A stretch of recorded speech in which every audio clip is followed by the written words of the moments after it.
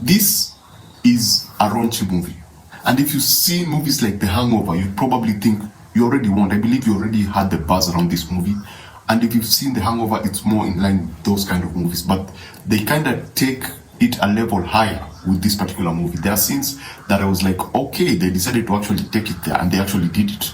So yeah, this is Joyride. Joyride is a story about 4 friends. 2 friends are in the US, and they decide to, one of the friends decides to go to China to find her heritage, to find her parents, because that would help her seal a deal.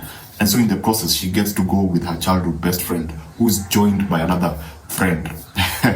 Deadeye joined by another friend. And so they have to go to China and find, her parents, because she's adopted. So she has to go and find her real mom.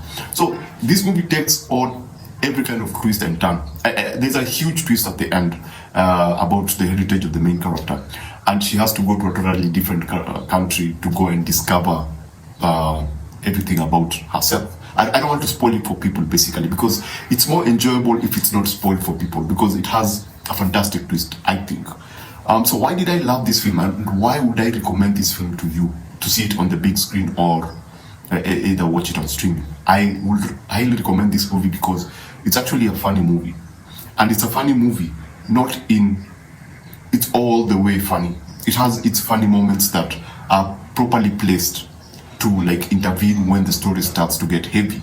There are funny moments that pop up that keep you engaged.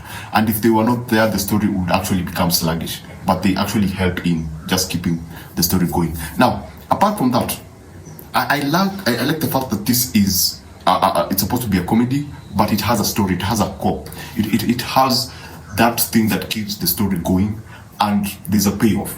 What they establish in the beginning, they actually pull through and go through with it up to the end, and they give you a very fulfilling payoff. They don't actually, at the end decide to bail and make it simple or make it basic. They actually follow through with what they're trying to say and follow through with that one thing that they had established in the beginning. I really loved about it. And if you have a friend, because these are Asian women, and some of the things that they do relate to everyone. In a friendship dynamic, you have different groups, different type of people. You'll have the smart person, you'll have the artistic person, you'll have the guy for music, you'll have the star. You always have these different groups, and every now and then they'll collide. The personalities will collide, and you'll always find a way of coming back together because you're friends. And it tackles the concept of friendship very, very well. I must admit, it at a point I was like, wow, they actually took a very interesting with Deadeye. The character of Deadeye. Deadeye is one of those, quiet people who usually spend a lot of time in the internet, and so she has a lot of internet friends online. And so there's a moment that something happens, and you go like, wow, that was kind of cool. That was kind of cool. I don't want to spoil it for people. It involves them trying to get to another country, and so they have to pretend to be something else. And the person who's supposed to, organize for them that kind of thing is an online friend. Yes, everything doesn't go the way it's supposed to go because it moves to a very hilarious direction, but they handle that in a very sweet way. Let me just put it that way. It's a very sweet moment. The core concept of the movie, apart from friendship, the secondary theme that they go for is, parenthood. Mothers, sometimes fathers, and adoption, the effects of that, and they did a great job. I would, without spoiling for you, I would suggest that you wait for the third act. Even if you feel that you're lost somewhere in the beginnings, just give it a chance. Wait for it to get to the third act, and then they just nailed that. That third act for me was absolutely fabulous. And if you're an emotional person, it may catch you off guard. At one point, something may catch you off. They did something with a recording, and I was like, wow, that is excellent. Now, the other thing that I loved about this is very well paced, very, very cleverly edited. That's a word that I never use. It's very cleverly edited, and it just keeps everything going and everything feeling punchy. Now, some very funny moments include a basketball team. This is where the raunchiness comes in. Man, these girls actually almost destroyed a full basketball team.